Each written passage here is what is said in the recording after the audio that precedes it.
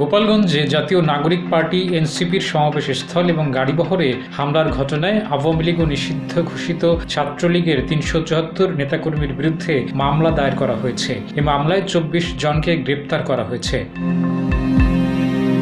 কাশিয়ানী থানার ভারপ্রাপ্ত কর্মকর্তা ওসি কামাল হোসেন এ খবর নিশ্চিত করেছেন। বৃহস্পতিবার ১৭ জুলাই সন্ধ্যায় কাশিয়ানী থানার এসআই নূর আলম মিয়া বাদী হয়ে মামলাটি দায়ের করেন। এই মামলায় ৭৪ জনের নাম উল্লেখ করা হয়েছে। এছাড়া ২৫০ থেকে ৩০০ জনকে অজ্ঞাতনামা আসামি করা হয়েছে।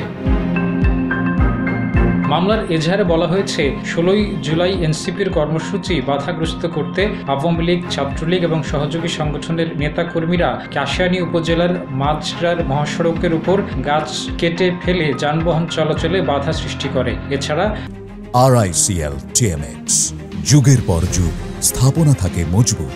ধারালো দা, করাত, লাঠি সোটা এবং দেশীয় অস্ত্র নিয়ে মহড়া দিতে থাকে। এতে জনমনে ভীতির সৃষ্টি হয়। খবর পেয়ে পুলিশ ঘটনাস্থলে পৌঁছালে অবরোধকারীরা পালিয়ে যায়।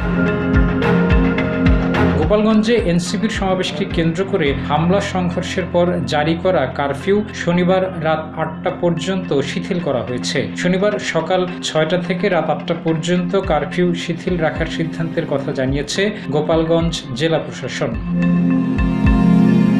জেলা প্রশাসনের পক্ষ থেকে জানানো হয়েছে, গোপালগঞ্জের সার্বিক পরিস্থিতি এবং আইনশৃঙ্খলা রক্ষাকারী বাহিনীর সঙ্গে আলোচনা করে পরবর্তী সময়ে কারফিউ নিয়ে সিদ্ধান্ত নেওয়া হবে।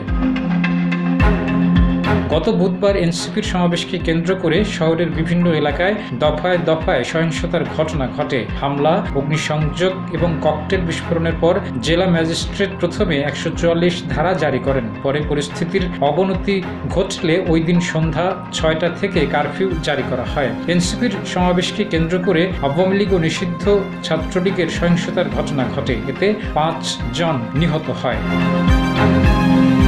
ডেস্ক রিপোর্ট, জয় জয়।